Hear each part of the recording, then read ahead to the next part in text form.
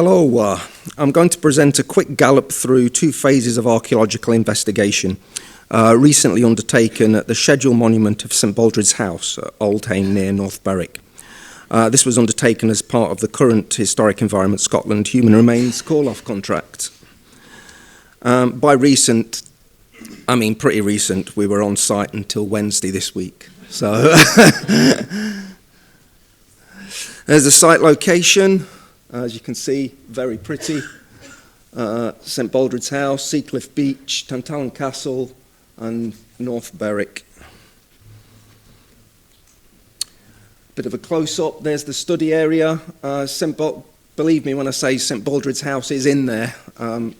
In the summer, you cannot see the castle at all from the track or the road.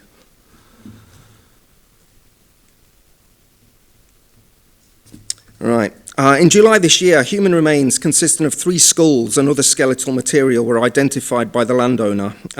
They were contained within the roots of a single tree throw situated a few metres north of St Baldred's House. And there you go. The remains were confirmed as human by Police Scotland, and the more exposed of them, including 2 skulls, were immediately retrieved and subsequently turned over to us.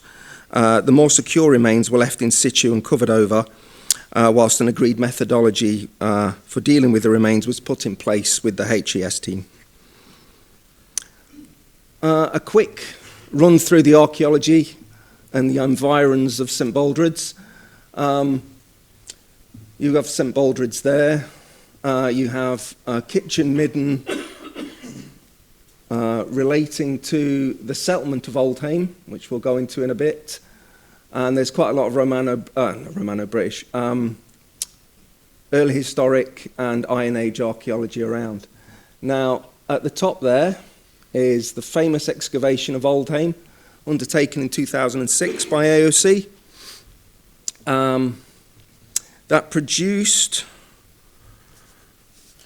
it was about 100 metres north of St Baldred's House, and it uncovered 1,000 years of burial activity, including an Anglian monastic settlement, probably related to Auldhame, a medieval parish church, and a brief Viking presence.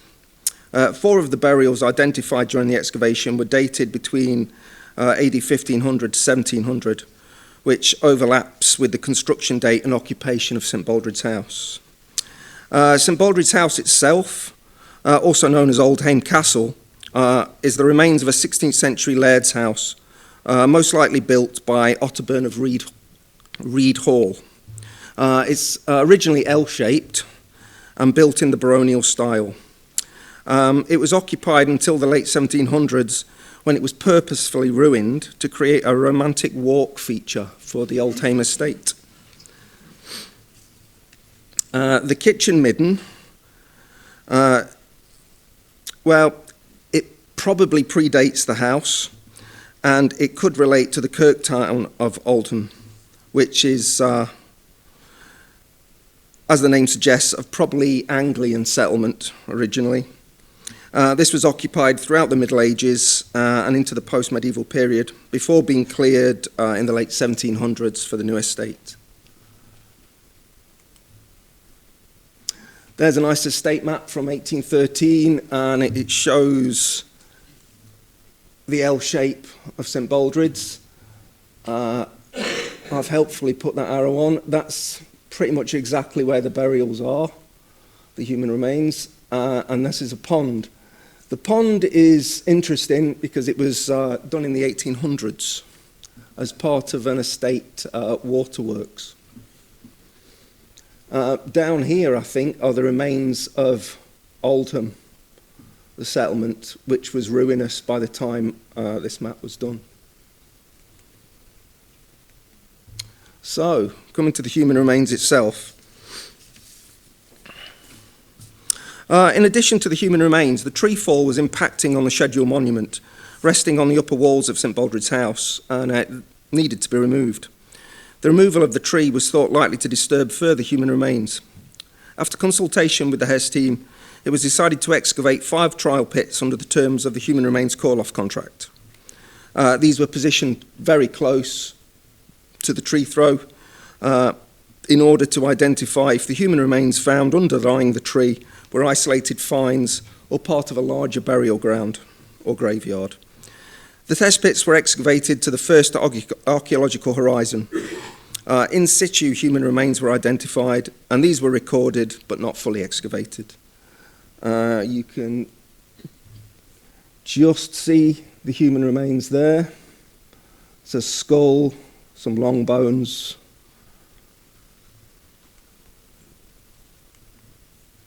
There's a bit of a close-up, a better shot of them. It's a skull base. There they go.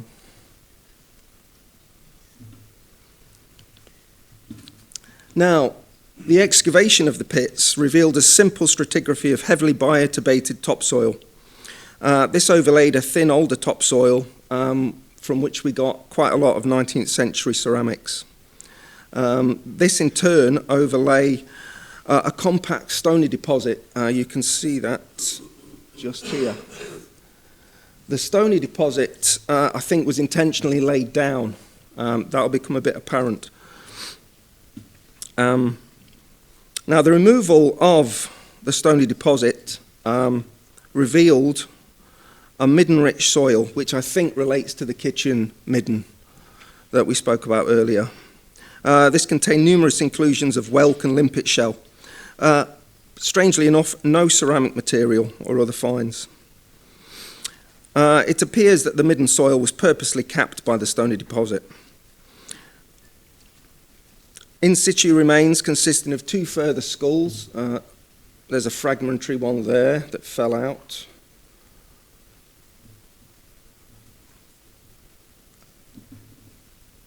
And a pair of leg bones were observed in situ. There was also a hint of a grave cut within one of the trial pits. There's the material in situ leg bones, and the skull. These weren't lifted. There was a hint of a grave cut with three small, medium-sized subangular stones set on edge. They had an east-west alignment, so we instantly thought they were Christian. Surprisingly, the majority of the tree roots hadn't penetrated the stony layer, so most of the deposits appeared quite safe and hadn't been disturbed by the tree fall. That's the removal, after the removal of the tree. Further consultation with the HES team made us do a second phase of archaeological works.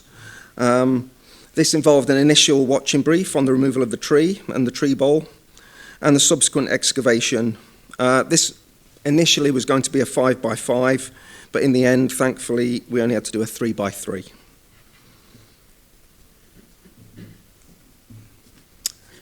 The removal of the tree base revealed a further two skulls and a collection of other disarticulated skeletal material. Further cleaning of the root system also exposed a partially articulated skeleton. As you can see in the picture, the main tree roots have broken through the stony layer, the remains of which you can see just behind, so it's upside down. A puzzling, somebody might know this better than me, a lot of the long bones appeared cleanly broken, if not cut. So that's one thing for post-excavation to have a look at.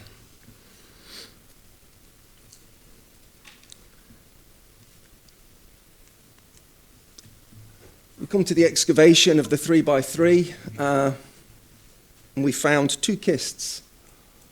Oops, sorry.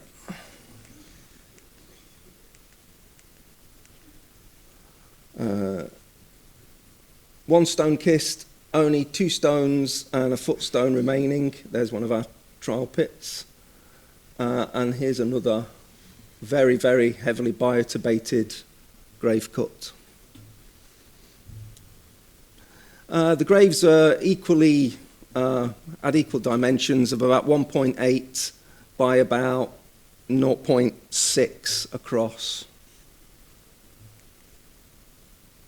and there it's post-excavated. Luckily for us, all the human remains seem to be contained within the 3x3, so nothing was sticking out of the sections. As you can see at the top, there was a lead pipe. The lead pipe's important, given that the large amount of charnel remains and only 2 graves. I would suggest that the pipe, when they excavated it, probably removed quite a lot of human remains, which were reburied on the site. There you go. Now, this is the first edition map of 1854. It is the only mention of the graveyard. So that sort of supports, the landowner thinks that the works were done in the early to mid-1800s to do with the pond. So that would tie in nicely with it being mentioned on the OS map. Bit of a mystery why they're there, given the nature of Auldhame, which is just up there. It appears too far south to be a continuation of it. I would think that it's likely to either relate, it's a burial ground relating to either another church or chapel that we don't know about, maybe related to Auldhame. But I think that's unlikely given how close that is to it. But it could be a separate graveyard being used contemporaneously. There's evidence of this on Isla, and what's the other one? Oh, and St. Blaine's on Bute, which had separate enclosed burial areas, possibly explained as shrines to different saints. The area is very heavily associated with St. Baldred, and it's quite likely that there was other saints involved. So we're about to start the report, and once the report is done, we'll go to post-ex. We have about 9 in total human skulls, or remains of human skulls, and quite a lot of other bone. Thank you.